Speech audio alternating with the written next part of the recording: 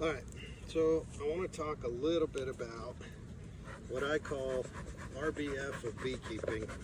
And we're not talking about a resting bitch face. We're talking about the whole reason we get into a hive in any capacity is for RBF, and that's room, brood, and food. Those are the three things we're looking for primarily. Again, I'm not beekeeping Jesus. This is just how we do it. There's 100 ways to do it. Every time I post a video, you guys always come up with really good suggestions and ideas. But the basics is room, brood, and food. Obviously, I'm looking for deformed wing virus. I'm looking for abnormalities within the brood pattern. It gets a lot deeper than just room, brood, and food. But those are the basics. And once I've found those three items, I'm pretty much done unless I have a deeper question. So this is a late season cutout that we did. I haven't looked at this hive. What I want to know is, does this hive have enough room that it can continue to do what bees do and expand and grow? Does it have enough food? Has it stored pollen? And has it stored nectar / honey? Does it have resources? And does it have brood? I want to make sure that there's a pattern in here, that I have an active queen. Once I've answered those three questions, I typically won't dig down. This hive next to it here has 3 boxes.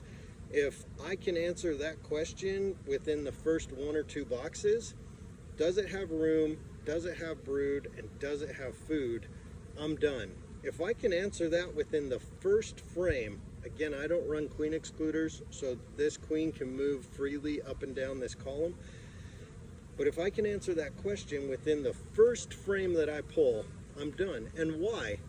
If I start digging down and going deeper and deeper, I'm just gonna piss these bees off. It's unnecessary, it's not needed. There's no purpose or point. It doesn't serve my bees to keep digging through this whole hive.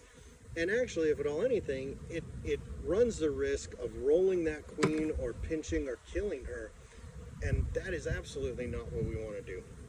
So I'm gonna show you guys kind of where we're at with this hive, and once I've answered those 3 questions, I'm done. I'm gonna close this up. I'll actually probably add another box to this hive, but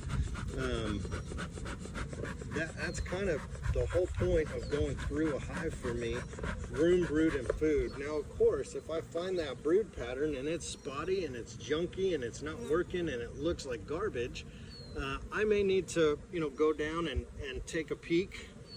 This is just a placeholder frame, so kind of outside frame.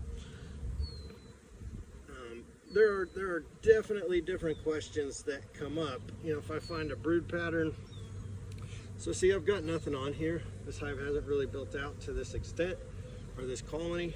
So obviously I'm going to keep going. I've answered one question already. Do they have room? And it depends on how you do this, obviously. Out of 9 frames that we run in a box, if 7 of them are full and the bees are working them, I'll probably add another box at that point. And when you get really experienced with going through hives, you know where that brood pattern is. You see where those nurse bees have congregated. You can tell by the temperament of these bees whether or not they're queen right, whether or not they have resources, whether they're being robbed. There's a whole lot of stuff. I typically will pop a lid, I'll look at a hive, I'll watch the entrance, I'll gun it down, I'll kind of gun sight down and look between each one of these frames to see where they are. I'll be honest, I don't dig through even half of my hives throughout the main part of the year. Now, the other thing I'm looking at is I'm running my hand across this hive, the top of this colony. These bees have no reaction. They could care less that I'm in here. So from that standpoint, that's a very critical piece for me in my hive inspection, is what's their temperament. A bad, nasty temperament on these bees sometimes, or typically, is an indication that the hive's out of balance. There's something wrong.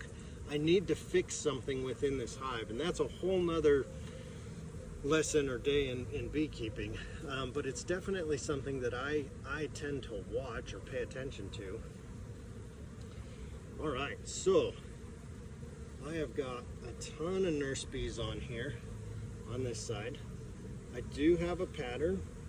The pattern in that is not super strong. I bet you can't see it just for the volume of bees. It doesn't look bad.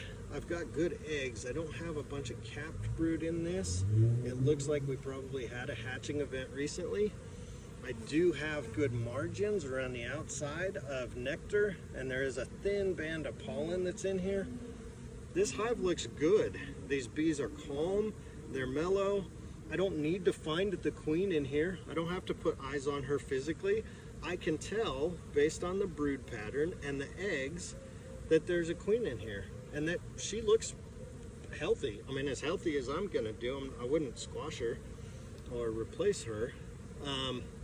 Again, the temperament of these bees, I'm happy with. I can see the next frame over definitely has a bigger brood pattern on it as we get closer to the center of the hive. And actually, here she is. Just by chance, we spotted her right there. There's our queen. So I don't know if I'm capturing this, but she's right there. I'm done. I pulled 3 frames. I didn't even get through the middle of this hive. I'm finished. I'm closing this up. These bees look fantastic. I have no questions. Again, I didn't sample for mites. I haven't gone through the whole hive, but I've answered my basic questions. We're in the middle of summer. We're not winter, we're not late fall. This hive still has time to continue to build more resources. I don't have any concerns with this. And so that's kind of what we're doing in this aspect. It's what I'm going through and looking at.